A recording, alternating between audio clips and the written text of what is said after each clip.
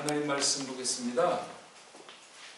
사무엘상 8장 19절에서 22절까지 읽겠습니다. 그리고 싹 마다했더라. 그 백성이 듣기를 슈무엘 소리 안에서. 그리고 그들이 말했더라. 아니야, 참으로 틀림없이 왕이 있으리라 우리 위에. 그리고 되었어. 또한 우리야말로 모든 그 결의들처럼. 그리고 가려냈어 우리 왕이 우리를. 그리고 나갔어 그가 우리 앞에. 그리고 그가 싸워졌어 우리 싸움들을. 그리고 들었더라. 슈무엘이 그 백성 이야기들 모두를. 그리고 그가 싹 이야기하더라. 그것들을 여호와 귀들 안에. 22절. 그리고 말하셨느니라. 여호와가 슈무엘에게로 듣거라. 네가 그들 소리 안에.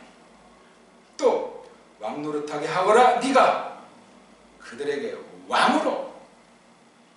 그리고 말했더라. 슈무엘이 이스라엘 사내들에게로 니들이 저마다 제 성으로 가라. 니들이 저마다 제 성으로. 오늘 슈무엘 121번째 시간이죠. 계속 지난 시간이어서 적어도 8장 1절에 보면 슈무엘이 늙고 새로운 분수령 갈림길을 맞이했는데 슈무엘이 좀 오판했는지 자기 아직 덜 떨어진 두 아들들을 사사를 삼았단 말입니다. 쇼페트 통치자를 삼았어요. 그런데 하나님께서는 아주 중요한 것을 경륜 가운데 남겨두신 걸 뒤에 9장 10장 보면 베냐민 지파의 샤울이 왕으로 등극하는 사실을 하나님이 지명했고 또 슈멜이 또 확신해가지고 세우는 일들이 전개되고 있습니다. 참 기묘한 일이죠. 그것을 봐도 참 알 수 없어요. 그러니까 그 빈틈을 노리고 부패한 배교한 거짓 무리들, 하나님의 교회 안에 있는 거의 몸조리들이 다 떼버리려고 그냥 여론을 선동했는지, 플래시트랑 짝짝한 게 있었는지, 자기네들 모르는 사이에 악한 영에 휘둘린지, 그 언제부터인지 그런 상태를 가지고 계시 기관인 슈무엘을 완전히 그냥 무시해버리고 강짜를 부린 사건이에요. 에덴 동산에서 그 두 사람이 원죄, 그 타락했을 때 뱀이랑 그 계집이 이야기하고 아담 또한 거기 참여한 거랑 속성이, 그 성격이 꼭 닮았단 말입니다. 첫사람들보다 더 아주 적나라한 범죄로 볼 수밖에 없죠. 이걸 자범죄라고 할 텐데 심각한 거예요. 세상 애들이 저지르는 그런 정도가 아닌 거죠. 이걸 까먹는 신자들이 굉장히 많습니다. 은혜하고 지들 멋대로하고 패거리를 이루어가지고 세상 것과 짱빵돼서 이게 하나님 뜻이라면서 그냥 겉으로 볼 때 교회 경영이라든가 교회 속한 세속에 있는 재산 문제라든가 개인의 야망들을 아주 캄프라치해가지고 교회를 거의 오늘날 온 세계 교회가 초토화되고 있는데, 이때가 그랬다니까. 더 지금 이 사사 때보다 오늘날이 더 심각한 거예요. 경륜을 보면 종말에는 더 시커매지는 것이 원리 아니겠습니까? 그걸 알자는 우리가 이 말씀을 보고 사무엘 때보다 우리가 조금 낫겠지, 지금 벌써 말씀 듣는 태도가 아니에요. 잘못되어 있어요. 우리가 생긴 게 다르고 믿음의 분량이 차이가 날지라도 동일한 말씀 듣는 자리에, 공동의 그 자리에 저희들을 두시는가 하는 걸 저마다 따져보셔야 된다니까. 그리고 사실 말씀 받은 것에 대해서 직접간접으로 공동의 장에서 말씀을 어떻게 깨달았나 하는 것이 드러나기 때문에 그것으로 자신에게 비춰보기도 하고, 또 때로는 어떤 다른 형식으로 공동의 일에 참여한다든가 아니면 어떤 진리를 발표한다든가 하는 이런 것들은 요즘 이런 그 대선판 같이 세상의 어떤 일들을 놓고 어떤 믿음의 행적을 지니고 있는가 하는 것들로서 말씀과 어떻게 사귀고 있는지를 드러나게 돼 있어요. 속이지 못합니다. 쓱싹 얼렁뚱땅이 있겠습니까? 물론 모든 것들을 당장 명확하게 모든 것을 다 판단하는 건 아니에요. 사람마다 차이가 있고 편차가 있습니다. 단 새롭게 고치고 다듬어서 전진하는가, 그게 요점입니다. 나는 뭐 여당이니까 늘 나는 여당이야, 나는 야당이니까 야당, 이거는 세상에 빠져있는 상태예요. 작은 문제가 아니라 그 말이죠. 하나님 말씀을 듣는데 문제를 지니고 있는 줄 모르고 그렇게 그냥 또 열심을 낸다거나 뭐 성경 하는 사람도 있겠지. 그런 등등의 여러 가지 것들을 우리가 슈멜 늙었을 때 벌어진 일이에요. 쭉 해서 지금 여기 이제 8장 마지막 부분을 석절, 넉절 읽었지 않습니까? 오늘 도톰을 그래서 선포하고 이제 콤마하고 선포랑 관련된 그 들음의 일, 그 다음 그 들은 사람들을 심판하시는 일. 심판이란 저주종만이 아니고 하나님의 친 백성에게도 하나님께서 심판하시는 것으로 쓴다 이거죠. 구원과는 상관이 없는 문제예요. 그러니까 심판이 이게 무조건 나쁘고 이런 것이 아니라 다만 심판은 심판이야. 판단하는 거니까 판단. 하나님. 심판하는 단어 중에 미슈파트. 그게 바로 사살한다는 거랑 같은 거잖아요. 샤파트. 그러니까 참 이 심판이라는 단어, 구약과 신약의 단어, 신약의 심판도 크리메인자를 말부리로 해서 나타나는 크리마라든가 크리시스 같은 말이 있지 않습니까? 그것도 역시 어떤 척도를 놓고 판단하는 거예요. 가려낸단 말이야. 그러니까 우리 무조건 심판 그러면 나쁜 거, 믿지 않는 사람에게만 있는 거. 안 그렇습니다. 예수님 파루시아 다시 나타나실 때 모든 사람들을 부활시키고 있는 사람을 변화시켜서 전부 다 심판해요. 예수님 그 장면을 예수님 찌른 자들도 본다고 성경에 써 있어요.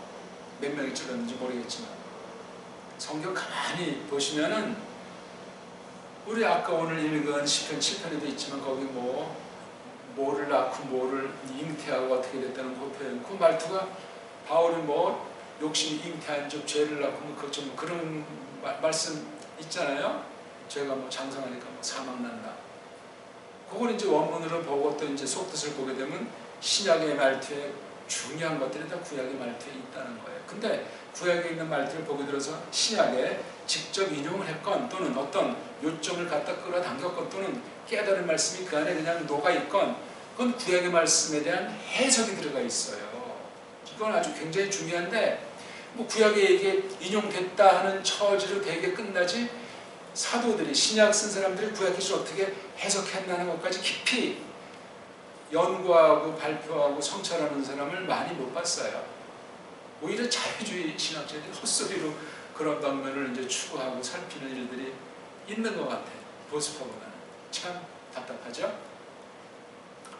신약에 직관적으로 깔려있는 구약 계시의 내용과 성격이 풀이되어 있는 거예요. 그러니까 우리 지금 또 신약도 다 종결됐는데 이걸 보니까 얼마나 구약이 사도들이 보던 구약관 정도에 머물 수가 없고 신약 당시 교회 성도들이 사도들이 가르침 받았을 때 그런 정도에 머물 수 없게 오늘 이렇게 해석하는 시간이 있는 거예요. 오늘은 지금 특별히 구약을 해석하는 시간이에요. 굉장히 참 아주 특별한 때 아닙니까? 믿는 사람이 얼마나 보이냐고. 아니 어떻게 슈무엘을 하나님께서 말씀을 가르치시며 이렇게 믿음 좋은 사람으로 길렀을까? 이거 정말 기적입니다. 누군가 있으니까 배우기도 했고 또 뭔가 말씀이 있으니까 또 공부했겠고 그 이제 엘리랑 그 엘리 아들들을 통해서 뭔가 들은 바가 있는 거야. 그 사람들이 엉터리지만 그 말하는 거는 그 가르치는 건 들으라고 그러잖아. 예수께서 땅에 계실 때 들려준 말이에요. 바리새인들 같은 자들한테. 그런 말도 잘 새겨들어야 돼. 우리가 신약에 있는 그 말만 가지고 어떻게 해요? 지금은 그걸 더 풍성히 잘 해석해서 저마다 받아들여야 돼요. 근데 어떻게 성경만 그냥 껍데기만 읽기에 바쁘고 달달달달 성경 암송 그거 크게 유익한 게 없어요. 해석을 하기 위해서는 말씀을 듣는 자리에 우리를 두셔야 돼요. 어떻게? 공동 모임 가운데 전체 성도들에게 말씀 이렇게 저렇게 가르쳐 주실 때 귀담아 듣는 거, 이게 최고의 일이고 다야. 듣는 귀가 점점 밝아져야 돼요. 깨닫는 가운데 그 받은 말씀을 가지고 검증해낸 그 발자국, 그 진리 싸움판이죠. 성령님의 싸움에 참여한 바가 있어야 그 말씀, 외형은 기록된 걸 우리가 덧붙이지 않으니까 이 말씀을 가지고 더하고 빼지 않는 범주 가운데서 말씀을 깊이 성령님께서 또 해석해 주신다고. 이 말씀 전파에 참여하는 거예요. 이게 직장생활에도 직결되고 세상 만사 모든 것에 직결되는 힘의 원천, 지혜의 원천으로 누가? 성령님이 쓰실 때 우리가 신앙 고백도 하고 신학 서술로 교의도 진술할 수 있고 또 우리가 불신자를 사랑할 수도 있고 완성은 없어요. 계속 저마다 그렇게 그 믿음 하나, 그 하나님 말씀, 그 한 분에서 그렇게 점점 펼쳐나가는 한 삶애가 되게 하신다 그 말이에요. 근데 그게 지금 여기서 완전히 그냥 중단이 되어 있는 거예요. 중단된 정도가 아니고 계시관을 위하는 척 가서 묻지만 이미 자기 답과 결론을 이렇게 해. 그게 무슨 상의하는 거고 무슨 자기네들이 문제가 있다고 지적하는 거예요. 지들이 해놓고 여기다 도장 찍어 하는 건데. 근데 앞서도 그랬지만 여기 오늘 본문에도 그대로 여호와한테 그대로 말하잖아요. 들은 그대로. 그 들은 그대로 말했겠어요? 해석해가지고 말하는 거예요. 어떤 땐 그 낱말을 인용하지만 거기 해석이 들어가요. 그 해석이 중요해요. 인용 자체도 중요한데 인용 자체가 구약시대는 구약시대, 신약시대 또 받는 사람마다 천차만차 달라질 수 있는데 핵심은 그렇게 이어지되 풍성하게 성령님께서 해석한 말씀을 교회에게 맡기시는 거예요. 특히 계시기간에 맡기시니까 이걸 가지고 여호와랑도 사귀는 거예요. 여호와의 계시를 듣고 알렸는데 반발받으니까 지금 여기 보니까 19절, 20절 그 말 한 사실을 21절에서 싹 다 여호와 귀에다가 하지 않습니까? 그러니까 21절엔 두 가지가 있잖아요. 여호와가 슈멜에게 또 슈멜이 이스라엘 사내들에게 간단하게 썼는데 이게 하나님께서 말씀을 주실 때 예수스 대신 성령님께서 사람을 세우는 거예요. 이건 예수님이 하시는 거랑 똑같아요. 예수님이 하신 말씀 그대로 하게 돼 있어요. 그 말은 누굴 통해서? 성령님으로 말미암아 해석된 말을 누구에게? 계시관 입술에 넣어주시는 거예요. 입술도 중요하고 깨달은 표현도 중요하고 속 내용은 이게 지금 아까도 말했지만 슈멜이 이게 삼중직을 거머쥐고 있는데 하나님이 그렇게 맡기셨는데 모세의 신학에 대해서 모세의 계시관에 대해서 모세 시대 교회관에 대해서 계승된 바가 있는 거야. 아니 그보다 그 뒤에 사사 한 300~400년 전체에 대한 안목을 슈멜은 지니고 있는 사람이에요. 그걸 연구해야 돼요. 우리가 사실 성경 가지고.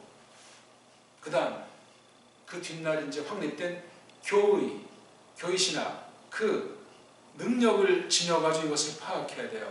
주경학을 바탕 삼는 것도 만만치 않은데 교의학까지 나가는 건 세상 모든 방면에 대한 안목과 그 분별력이 대단한 위치에 있어야 돼요.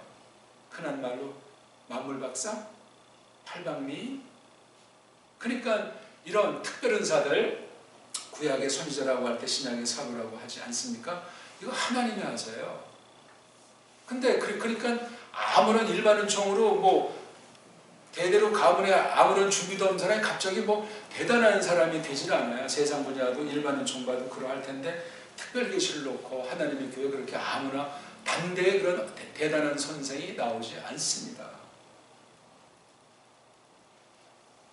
물론 반대에 그런 사람을 세우신다고 해도 미리미리 일찍이 준비하는 거예요. 파울도 그랬지만 티모테도 마찬가지예요. 국제결혼한 어버이 밑에서 엄마 쪽에 신앙 영향받아가지고 파울에 또 눈길을 대가지고 파울과 아주 굉장히 막역한 계승자로 나타난 사람이 티모테예요. 이 사람이 이렇게 할 수도 없고 다 준비됐다 그때 만나는 거예요.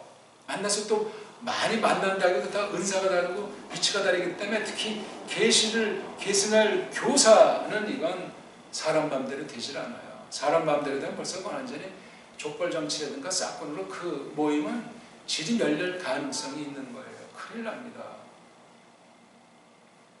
사람 마음대로 되진 않고 그렇게 할 수도 없고, 아무나 그냥 이 사람 내가 상황으로 놀라지면 이 사람이 후임되면 나 쫓아내자고 나한테 잘해주겠지. 요즘 그 성경에도 없는 원로 목사 제도가 완전히 대한민국을 수놓고 있잖아요. 시골에 조그만 교회에서 서울에 나 뒤에 딱 앉아가지고 죽을 때까지 먹고 사는 거 걱정 없이 슬슬슬슬. 이게 뭐하는 짓이야. 정당화되면 좋은 일이겠지만 말이 됩니까 그게?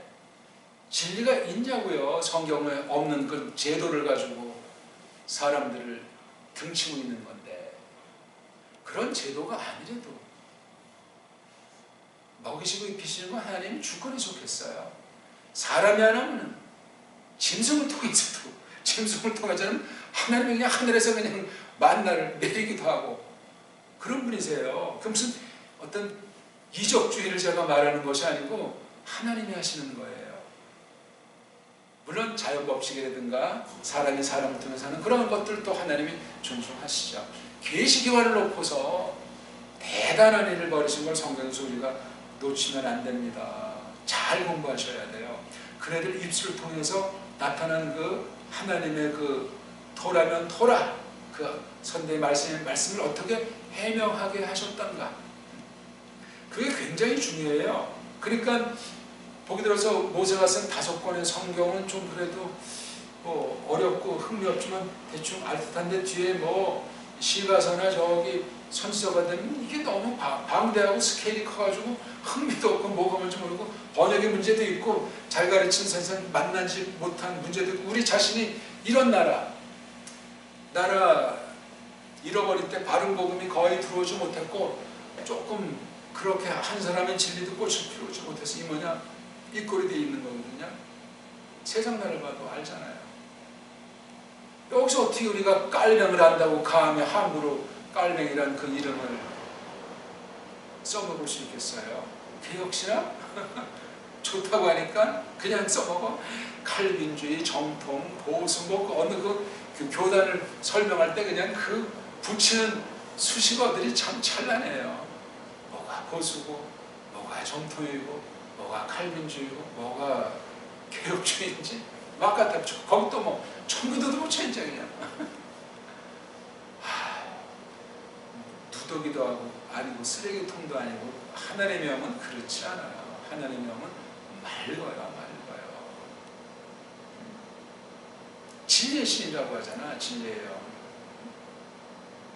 쓸데없는 것을 이렇게 복잡하고 그냥 인간의 냄새를 풍기고 잔머리 굴리고 자아를 드러내고 신령한 줏대도 없는 가운데 썩고 문드러진 거 가지고 세상과 짱빵 있는 것을 가지고 하나님 말씀을 다루겠다고, 그것도 분별 못하고 그런 사람한테 가서 말씀을 배우겠다고 소문난 뭐 강사요 뭐 교인들도 많고 신학교도 크고 어쩌고 저쩌고, 어디 성경에 그런 걸 가르치는 데가 있습니까? 이사야가 내 선지자다 하고 나발 불었어요? 모세가 호의호식했냐고. 마음까지는 잘 지냈는지 몰라. 그 뒤 80년은 이건 기적의 하루하루예요. 기적의 하루. 환란의 연속이란 말입니다. 아니 모세가 정말 바른 믿을 때 그걸 환란이라고 진체했겠어요? 하나님 함께 하시는 증거로서 사명감에 불탔겠지. 그러다 자기도 인간일 땐 성질도 내고 자기가 판단하는 거야. 순간 하나님의 영역을 넘보는 범죄예요. 그 죄가 작자니까 하나님이 그냥 처벌을 해버린 거잖아요. 흔한 경영을 맡길 그릇이 아닌 거예요. 거기까지야. 광야까지 모시는. 그걸 또 몇 번 하다가 그냥 이제 물러서 그냥 자기 주제를 알고 12지파에 그 하나님 말씀, 복된 말씀 선포하고 이제 건강한 채로 간 거예요. 그러니까 이 계시관들의 일생이지만 그 진리관이 너무나 놀랍고, 그 진리를 깨달은 그 사람들의 그 세계관, 국가관, 이런 전반에 대한 것이 성경에 뭐 그걸 중점으로 말하지는 않지만 대단한 거예요. 대단하죠. 지금 왜 러시아가 우크라이나를 왜 갔냐? 이쪽에서는 쳐들어갔다 먹으려고, 또 걔네들은 아니다, 우리 걔네들이 지금 헷갈리니까 우리가 평화를 유지해서 거기 인권이 얼마나 짓밟는 줄 아느냐. 지역에 따라 차이가 있지만 50%에서 80%가 러시아 사람인데 자기네 말들이라고 막 그냥 독재도 그런 독재 갖고 몇백만이 죽었는지 모른다 말이지. 독재자가 지네스키인지 뭔지 요게 또 다 붙어가지고 언제 우린 그러면 저쪽 이제 EU에 가입한다고 이제 서양 서구 유럽 그걸 이제 놀아날라. 그러면 뭐 무기도 주고 돈도 주고 최소 뭐 망하진 않지 않을까? 세계전쟁이 날짜자. 그러니까 이제 묻지 지금 어떻게 할지. 근데 그건 전부 다 우리 하나님의 교회를 볼 땐 장난들을 치는 짜고 치는 고스톱의 성격이 한축 있다는 사실이에요. 거기도 물론 하나님 백성들이 있죠. 그 제대로 분별을 얼만큼 할 거야. 또 이걸 바라보는 서방 라틴 교인이 있고 동방 교인이 있잖아. 둘이 똑같은 걸로 판단은 정반대일 것 아닙니까? 각각에도 정말 똑바로 깨닫는 소수, 극소수 있겠지만 참, 이게 뭡니까 이게? 그런 사이에 이상한 전염병은 꼬리를 내리고 그냥 그런 일이 있었는지 없었는지 참 교묘한 일이 전개되는 거예요. 그렇게도 빨리 그렇게 수성벅석 떨면서 그냥 한국에서 그냥 안 하셔도 돼. 뭐 아프면 병원 가서 입원하고. 그러니 전체가 뻥이었다는 얘기 아니야. 그러면 어떻게 말이야? 거기 꽉 세뇌돼 있다가 지금 이러지도 저러지도. 그러니까 어떤 사람이 이제 조금 깬 사람은 화가 나고 약 올리겠지. 그럼 내가 뭐야 지금까지 와서 계속 화가 나고 여기까지 완전하게 끼고 또 뭐 3차까지 맞고 지금 4차까지 막으려고. 우린 그게 문제가 아니고, 야, 이 하나님이 지금 굉장히 분노하신다는 걸 바라보셔야 돼요. 교회에겐 지금 심각한 거야. 세상이 어차피 악에게 속하는 데니까 하나님이 지금 분노하시면 이거 좀 세상만인지 모르지만 장난이 아니에요. 그럼 우린 말씀에 귀 기울여야 돼요. 근데 오늘 이 말씀 계시 기관 놓고 이렇게 교회 안에 반란이 벌어진 거야. 그래? 걔네들 말대로 해! 왕 노릇하게 해! 그대로 말한 게 여기 22절 마지막 슈멜이 이스라엘 백성한테 한 게 아니라 사내들한테 했어요. 이건 아주 의미심장하게 하는 말이고, 한편은 슈멜 마음에 들진 않지만 그냥 또 그런 마음이 있는 거예요. 한편 요나 선지자 생각이 나잖아요. 이방인 저기 니느웨라고 하는 이방 아주 큰 나라 수도 서울인지, 아니 왜 걔네들한테 복음을 전하라고 하나님 백성들 이거야 아주 뭐 목캔디 같다고. 그 요나의 그 성깔이 참 특별한 건데, 그건 이제 사람으로서 요나의 그 무엇을 나타내 보이는 건데, 그래서 뭐 그 기간줄이고 아무튼 했어요. 해서 하나님의 뜻이 이루어졌는데 이 슈멜의 심정은 어떻게 했어요? 근데 자기가 판단한 걸 하나님한테 아뢰이고 하나님이 듣고 또 새로운 계시를 주니까 계시를 해석해서 지금 해석해서 선포한 거예요. 가라 니들이 저마다 제 성으로. 아니 왜 갑자기 성이라는 말이 나와? 성. 그러면 적어도 12지파면 성이 12개, 레위지파 빼면 11개인가? 다 이미 땅도 다 이제 논아줬잖아요. 그렇죠? 요단강 이편 저편 다 해가지고 이걸 공부하려면 우리 여호수아서 1장부터 12장까지 본 뒤에 13장에서 끝장까지 어느 지역에 어떤 지파가 그거 딱 정리해야 돼요. 걔네들이 차지한 마을들 이름, 거기 명수가 있으면 명수 이름. 근데 어떻게 쫓았다, 못 쫓았다, 이걸 쫙 해서 그거를 지역을 알고 있으면 돼요. 성경 지도책을 보내는 것이 아니라 그 위치랑 지역 보는 거 굉장히 중요해요. 달달달달 뭐 르벤 뭐 유다 뭐 해가지고 어떤 그 아이들 이름 하는 거 있잖아요. 예? 왜 그걸 암기를 해요? 소리내서 읽고 그거 쭉 한번 적어보고 성경에 이 사람들의 그 후손들이 어디서 어떻게 쭉 사건이 어떻게 됐고 어떤 계시에 관련한 쭉 이렇게 정리하다 보게 되면 자연스럽게 반복을 하잖아.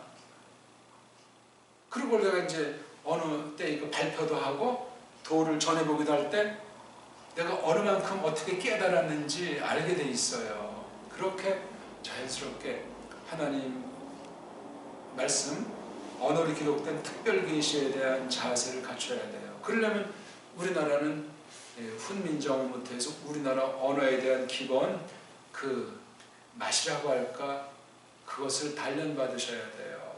하나하나 차곡차곡. 그리고 서방 언어들에 대한 보편한 일반 언어학이라고 할까 그런 이론에 많은 속임이 있고 성경을 대적하는 것이 분명히 심어져 있지만 자안에서 그걸 또 봐야 돼요. 상식 차원에서 또 우리말이 주가 되니까 이걸 놔야지만 이 성경을 원어를 누가 말한다고 하건 교려를 말한다고 할 때 분별력이 생겨요. 그건 이게 지금 계시기관이 뭔가 계시관 어떻게 세우고 계시관이 정당한 사람이라면 말씀을 어떻게 해명하는가 직접은 말 안 하지만 이 사람의 언어관이 어떻게 돼 있나 특별 계시가 언어로 기록되어 있지 않습니까? 그건 굉장히 중요한 거예요. 그냥 언어가 아니라 하나님께서 창조해 놓으시고 하나님의 어떠한 사실을 깊이 있게 더 이상 그 자체로는 나갈 수가 없잖아요. 그렇죠? 아니 구속 경륜에 대해서 창조 자체는 없잖아요. 사건이 벌어지지. 그 다음 어떤 하나님께서 사용하실 때 거기 뭐 명칭을 붙이는 것도 있죠. 뭐 짐승의 이름을 붙인 건 마을의 이름을 붙이고 뭐 사건의 이름을 붙이고 그게 전부 다 계시예요. 특별 계시. 창조 계시 자체를 놓고 뒷날 그 벌어진 일 타락하기 전이건 타락하기 뒤건 그걸 통해서 원 창조에 대한 근본 하나님의 뜻에 대한 깨달음에 들어서게 되는 거예요. 언어예요. 언어. 우리가 쓰는 이런 언어인데 성경 기록 언어랑 성경을 가르치고 듣는 건 세상 방식이 아니라는 게 문제예요. 세상에 있는 것으로 주고받고 말하고 쓰는데 이건 겉에서 이제 우리가 어떤 접목하는 거고 초입세고 그 뒤에 이것을 해명하는 단계 들을 때는 성령님이 귀를 열어주셔야 돼요. 마음을 열어주셔야 된다고요. 세상에 있는 말이지만 하늘에 거한 하나님 백성들에게 하나님의 뜻을 알려주시는 거예요. 그걸 깨달아서 이 땅에 있는 교회로서 살아갈 땐 또 우리 세상에 있는 말과 접촉점을 가지고 쓰되 이게 늘 세상 사람과 일치하지 않아요. 그럴 때 우리가 참 슬기롭게 잘해야 되고 그러니까 먼저 성도들에게 쓰는 언어관, 말글살이랑 불신자들의 말글살이랑 달라요. 그렇다고 우리가 이주인격이 된다는 것이 아니라 그 두세 개 있어요. 두세 개. 두세 개는 같은 언어를 지니고 살고 같은 옛사람을 지니고 있어도 전혀 달라요. 그러니까 하나님 말씀을 똑바로 하나님이 맡기셔가지고 전파하는 건 이건 완전히 세상 애들한테 야 이것들 모여서 뭐 하는 거야? 우리한테 오해하고 오판하고 핍박하고 대부분 물론 보이지 않게 도움이 되도록 하나님께서 역사하는 수도 있지만 대부분 다 원수짓거리를 하게 돼 있는 거야. 왜? 자기네 뜻대로 움직이지 않는다고. 자기네랑 다르다고. 그거 우리 뭐 신경을 써요. 그런 거 당연한데 성경 보세요. 그 다른 믿음, 다른 교회, 다른 선생들이 얼마나 환난의 연속이었던가. 세상에 내놔도 정말 한 세대를 풍미할 사람들이라고요. 계시기관은 올바른 계시기관은 그런 성향이 있는데 하나님께서 넌 내 종이었어. 그럼 모든 거 다 포기하고 그 일을 한 거예요. 죽음 불사하고. 정말 어마어마해요. 그러니까 그런 사람들을 성령님이 감동해서 이 글을 쓰게 한 거예요. 그냥 쓴 것이 아니라 앞에 대한 해석을 쓰는 거고 하나님이 준 뭐 말씀 여호와께서 가라사대 그게 그냥 받아 썼다는 그런 의미로만 받으면 안 돼. 그냥 받아 썼어도 그냥 받아 쓴 게 아니지. 만약에 에스겔서에 그런 말 있으면 에스겔서를 본다고 할 때 그 전체 가운데서 그런 받아 쓴 것 같은 말씀도 해석하게 되어 있다고요. 그 당시 그렇게 했고 오늘 우린 더 이것을 이제 해석해서 받게 돼 있단 말이에요.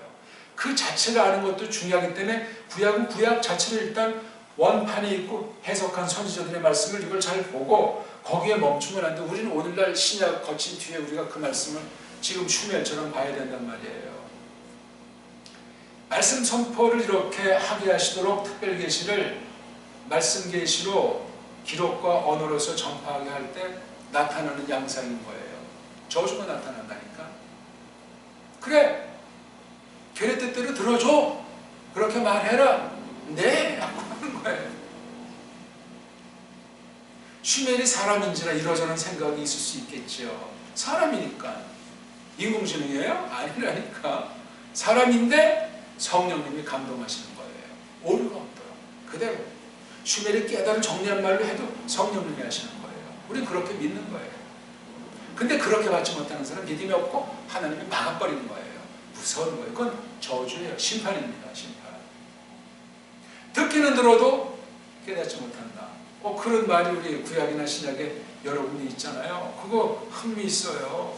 몇 분밖에 안 나오니까 사람들이 중시하지 않습니다. 아니에요. 한 번밖에 안 나왔어도 전체 가운데 늘 우리가 말해야 될 그런 것도 있고 또 많이 나왔다고 해서 싱겁게 여길 필요도 없고 성경 말씀 그렇게 우리가 이 말씀을 새기는 것이 마땅하겠습니다. 맛보기에서는 이건 내용은 껍데기 조금 이제 설명을 했으니까 선포 말씀 선포에는 지금 오늘 우리가 지금 맞닥뜨린 이거 지금 선포하네요? 듣고 있잖아요. 또 그 뒤에 심판의 문제가 있어요.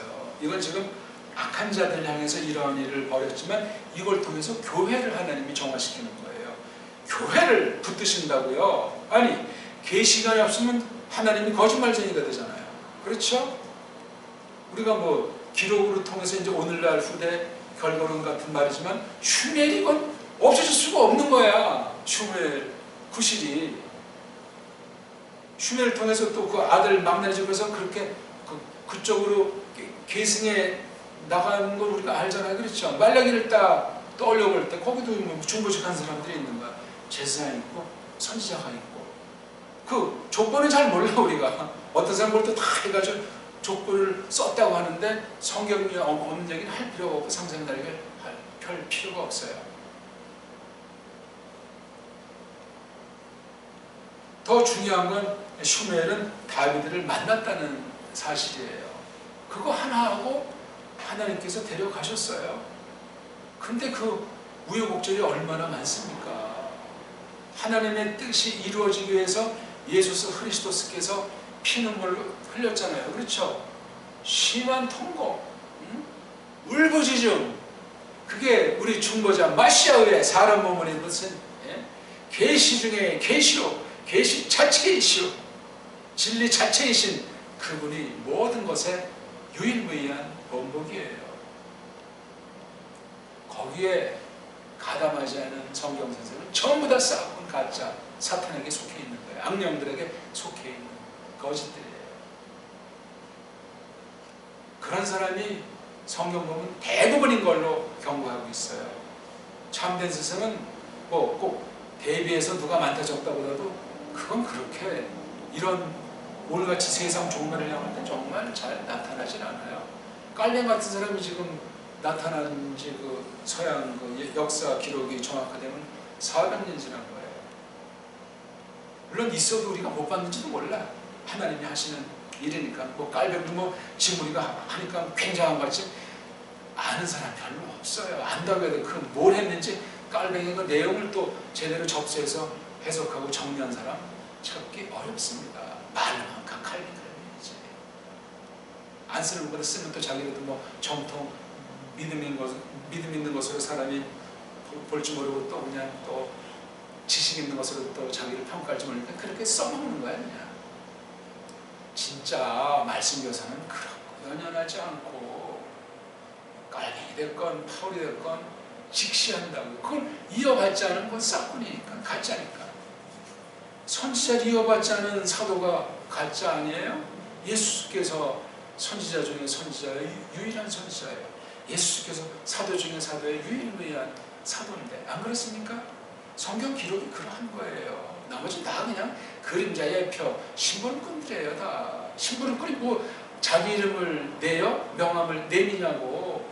그것만 그분의 뜻만 그대로 그냥 수종드는 거예요. 기쁨으로, 믿음으로. 그게 교사 아닙니까? 그게 계시교환이라고 일컫는 거예요. 뭐 어떤 사람은 성경에 뭐 목사, 교사 있다니까 오늘날 교회 용어도 아니 성경 계시 용어인데 그게 기록된 이후에 가사 그 용어를 쓴다고 해도 똑같으냐고. 아닙니다. 아니에요. 원래는 그런 게 필요가 없는 거야. 고도의 신령한 질서 가운데 은사를 따라서 하면 돼. 근데 그럼 너무 또 이제 막 중구난방이 되니까 일반 어떤 일시적인 최소한 제도를 놨는데 교회법을 놨는데 이게 그냥 성경과 같은 자리에 들어선 거예요. 교회법, 교회 조직, 예배, 모범이. 그 우리 개혁자들이 그걸 수립했을 때 그런 동기를 하지 않았다고. 이거 아직도 거기에 꽉 쪄들지 않은 사람이 있는가 말이에요. 난 거의 못 봤어.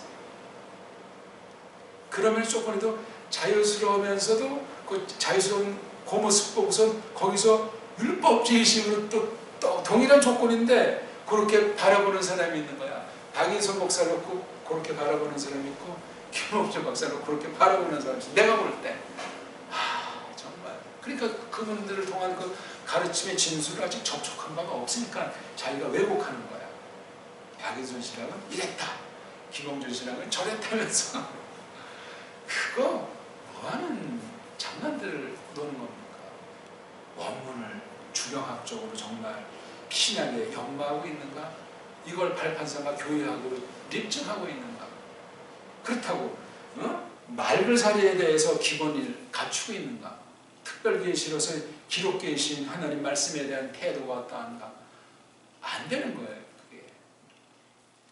그래서 이 말씀이 선포된 건 하나님께서 그 전투하는 교회로서 교회 안에 심판을 단행하고 있는 거예요.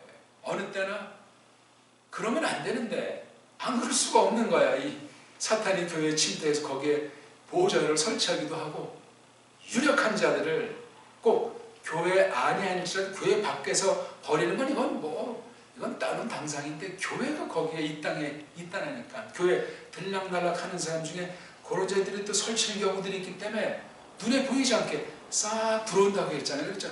싹 들어와가지고 예수님은 하나님이 아니야, 뭐 사람이 아니야, 뭐 태어나지 이런 그런 소리부터 별별 소리가 많이 있어요. 우리에겐 그런 적이 한 번도 없었겠냐고요. 무수하게 있는 거예요. 우리가 몰라서 그렇지. 말씀을 깨닫고 밝히 서 있었다면 보이죠. 그게 보이면 미리 이제 우리가 유비무환 같은 것하고 슬기롭게 처신했을 수 있었건만 우리가 참 잘 몰라서 많은 안타까운 일들이 있었던 거야. 그건 우리의 범죄 내지는 무식이라고 할까? 우리가 참 알지도 못하면서 아는 체 했구나 하는 걸 우리가 각성해야 돼요. 근데 그냥 슈메를 놓고 이렇게 직방으로 대적했을 때 하나님의 솜씨 보세요. 계속 슈메를 상대로 계시를 하시는 거예요. 또 슈메를 아주 냉정 침착하게 그대로 또 하는 거예요. 듣고 말고 하나님이 하시는 방식이에요. 무섭습니다. 이 이스라엘에게 슈메를 통해서 심판을 단행하신 건데 들을 귀를 없애버린 가운데 이러면 사울 당시에 그 블레셋에서 그 주변 나라에 또 얼마나 그냥 창피당합니까? 예? 이 하나님의 그 통치는 신정국이라고 해가지고 사사 당시에 나타나고 왕국사에 나타나는 건 세상 방식을 통해서 그렇게 이 세상 가운데 하나님이 군림하신다는 것을 나타내는 것뿐이에요. 지금은 구약에 그런 방식도 없고 지금은 그냥 우리 몸이잖아요. 몸 불러냄 이 방식 외에는 없어요. 무슨 나라를 따지고 무슨 뭐 가족을 따지고 뭘 따지고 없잖아요. 고백이야 고백. 예수 그리스도에 대한 고백. 그분이 어떤 분이시구나. 어떤 일을 하셨는데 나랑 어떻게 관련되는구나. 그걸 깨닫고 토하는 거죠. 우리는 다예요. 그게 다만 이 땅에 있다 보니까 또 육신이 약하다 보니까 대충 어떤 거 질서 때문에 그런 걸 이제 임시방편을 만든 것 뿐이에요.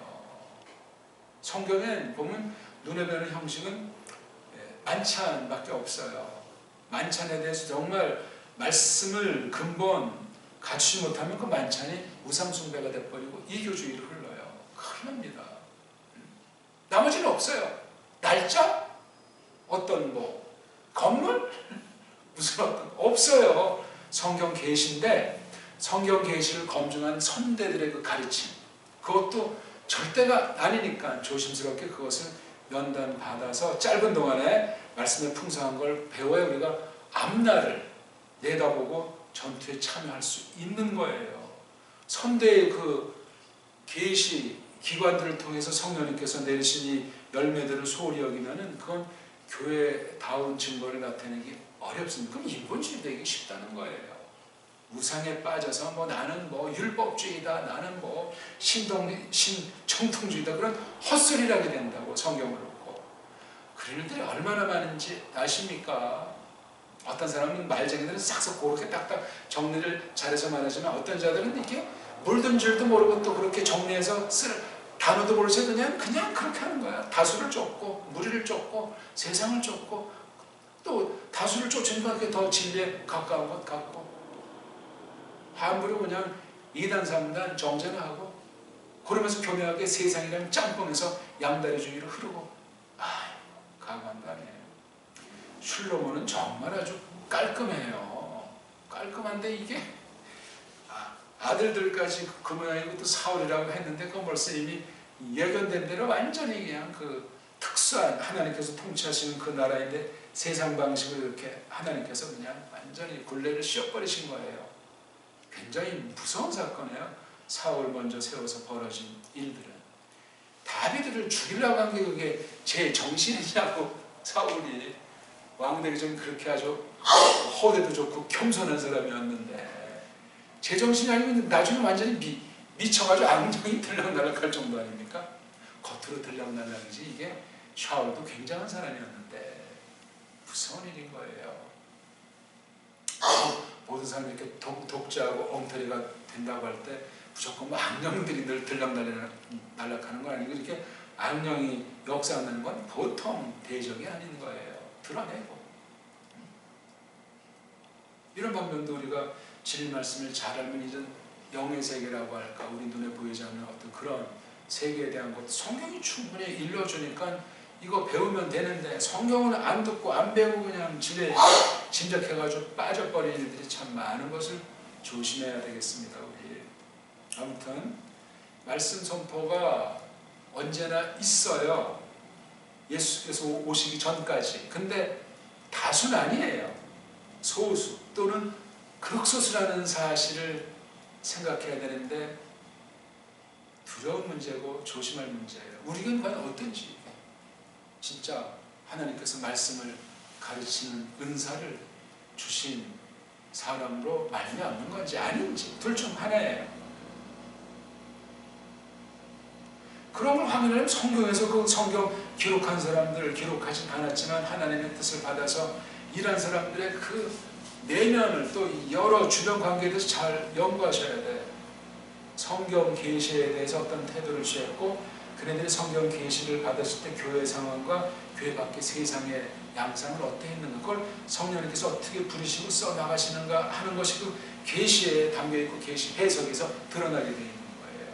어떤 건 좀 분량도 많고 어떤 건 좀 선명하게 아주 우리가 딱 봤을 때 알아먹을 수 있게 성경 표현 나온다. 어떤 건 이걸 쭉 해서 시간이 걸리고 또 조심해서 이걸 풀어야 그것을 찾아내기도 하고 성령님께서 깨닫게 하시는데 이르게 됩니다. 그냥 세상 지식으로 사람 듣게 알아먹을 수 있게 그렇게만 늘 하면 그건 백년도는 다람쥐 쳇바퀴예요. 전진해야 돼요. 앞만 보고 교회는 전진해야 된다니까. 뒤를 보면 저 지금 처진 사람을 끌겠다고 하면 이게 방향을 잃어버릴 수가 있고 인본주의가 나온다고. 인본주의가 하나님이 불쌍히 여기심이 아니면 부패한 사람이 불쌍히 여기는 종교예요. 그런 거 아슬아슬하죠. 주의하셔야 돼요. 그건 또 이제 그 나름대로 방책을 하려다 보니까 초신자나 처음 온 사람한테는 교리문답을 가르치는 그런 반을 따로 만들어서 시간 속으로, 왜? 같이 이제 계속 말씀을 듣지만 따로 해서 이렇게 교육시키고. 그래서 교회에서 그게 굉장히 필요한데 우리가 그걸 별로 그동안 잘 해오질 못했어요. 단우교들은 거의 뭐 강요 내지는 강제 내지는 직분 맡으려면 어떤 코스 해야 된다고. 초신자건 뭐 중급자건 고급적에서 장로들도 뭐 신학교 가서 뭐 한 학기를 하든 뭐 또는 노회에서 공부해서 장로시 시험, 장로고시 붙게 한다는 그런 걸 그냥 겉에 이제 형식 치레들을 한다고요. 계시관이 바른 교회들이 모인 노예라면 그 장로 한 명 살 때 더 정말 아주 잘할 텐데 형식 치레를 그냥 하는 거예요. 웃으면서 그냥 대충. 그건 성령님께서 교회를 세운 지난날 역사를 얕보는 거예요. 그 죄, 작은 죄가 아닙니다. 언제 어둠의 권세가 가짜 약의 테러 와서 덥석 물어갈지 어떻게 알겠습니까? 하나님의 주권 속에 있는데 아무것도 아닌 평범한 같은 일을 때로는 우리가 직시하셔야 돼요. 너무 예민 떨리는 말이 아니야. 예민은 좋은데 옛사람의 예민은 안 돼. 왜 이렇게 막 어려운 일이 닥치할 때 그땐 생각하라고 하잖아.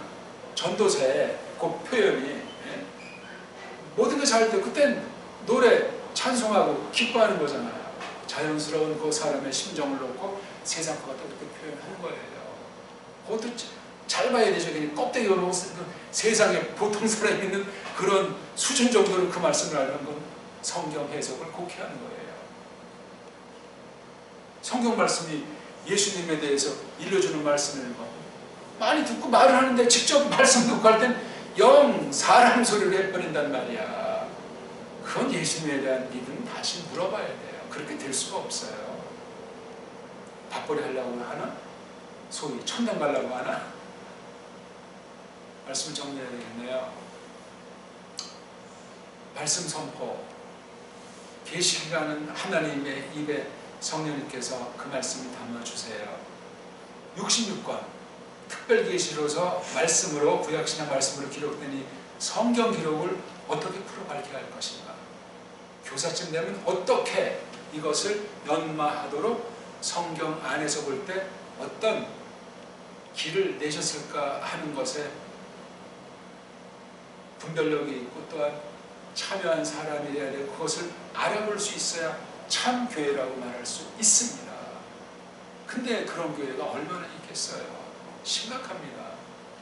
기초가 안 돼 있는가? 기본이 안 돼 있는 채로 해봐야. 내가 요즘 생각이 있어가지고 인공지능 받은 얘기를 좀 하는데, 아니 인공지능 걔도 과거지사에 있었던 것 중에 입력한 사람의 관, 그러니까 뭐 세계 유명한 사람들의 수법을 입력시켰을 것 아니냐고.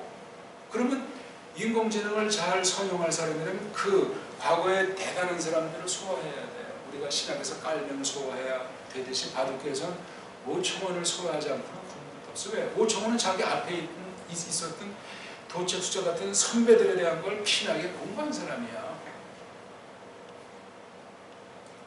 또 그 시대 자기 선배, 동료, 후배 아주 그 시대에 그 5청원을 만들려고 많은 대단한 사람들이 있었어요.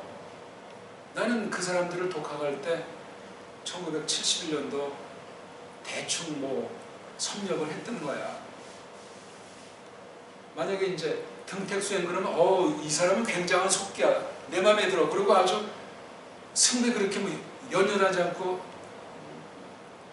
싹싹한데 상상 못할 수를 두다가도 아마추어도 안 둘 18급 박대기 나오는 거 아주 나랑 아주 닮은 꼴이 있는 사람이야. 지금 그 외손녀 딸이 아주 지금 일본에서 여자 프로기사인데 아주 잘 둬요. 외손녀인데. 그러니까 또 이제 일본 바둑계를 개혁하려다 갑자기 큰 병 얻어가지고 죽은 가등정부라는 가토마사. 이 사람도 아주 싸움 바둑인데 아주, 근데 성품은 아주 좋은 분이야. 한국에 그런 본받을 사람 중에 실력과 인품, 뭐 지금 다 죽고 없고, 그 또 인공지능이 누구를 했을까 할 때 이창호야.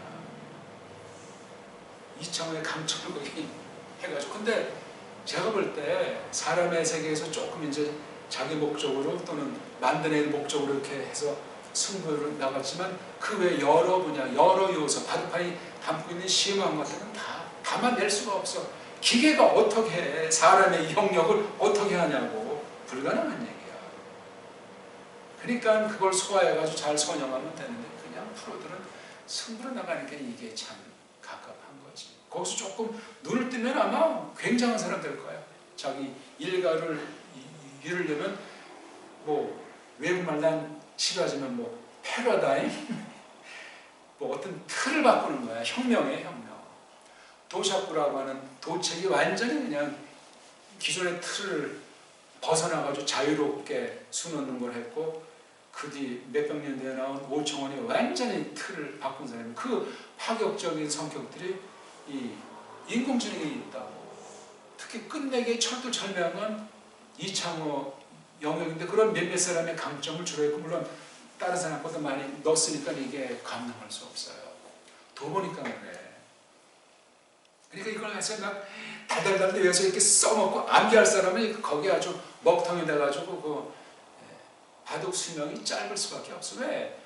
꼬마들의 암기력과 그 흉내를 나이만 조금 들어도 끝나는 거야. 20살 전에 대가가 되는 때야. 지금 옛날엔 40, 50대 가지고. 아까 말한 腾택수원 같은 사람, 나 이거 쉬운 넘어서 이제 바둑이 보이고 바둑이 느는 것 같다고 하는 사람이야. 腾택수원. 대단하죠. 그 시절에 그랬는데 지금 완전히 초로현상이야. 25 넘어서 이건 완전히 내리막 같아. 인공지능을 잘못 소화하고 있는 거야. 그럼 이제 뭐 할 거야? 몇 년 전에 그만둔 이세돌 말 들으니까 이거 어떤 이제 사회자 보니까 사실 뭐 인공지능 때문에도 그냥 바둑계를 빨리 은퇴한 것 같다고.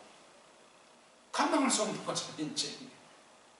30 중반에 그만뒀으니까.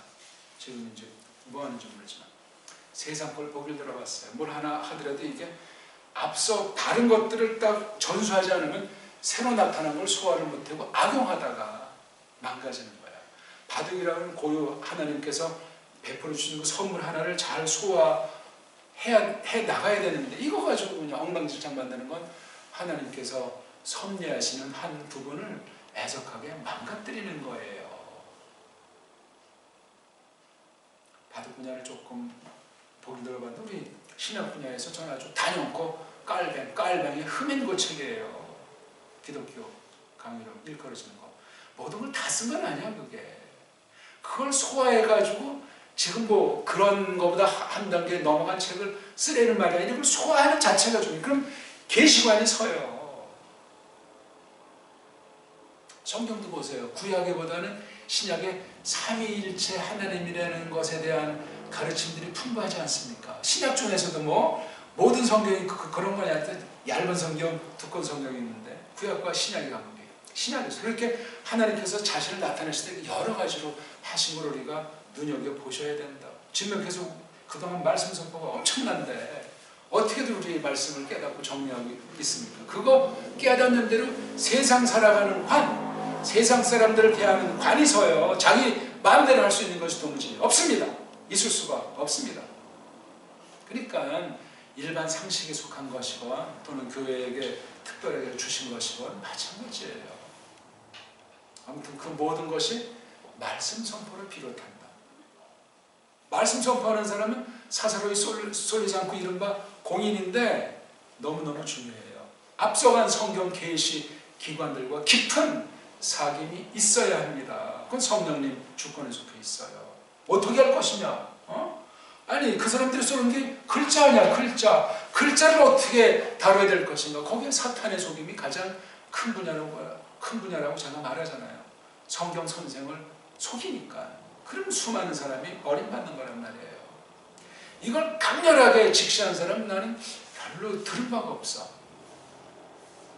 박유성 목사님이 이제 성경 하면서 원어들을 좀 공부하라고 그분이 그렇게 말했는데 실제 그 원어를 가르치지 않았어. 그렇게 말은 했는데 선생을 그러면 골라야 될 거 아니야. 그런 선생이 누가 있어. 그분은 그렇게 했는지 모르지만 차라리 김봉준 박사 같이 교회나 그냥 교회 성도들한테만 그렇게 알아듣든 뭐든 그냥 그렇게 말씀으로 교회 세우는 게 더 중요했다 이거예요.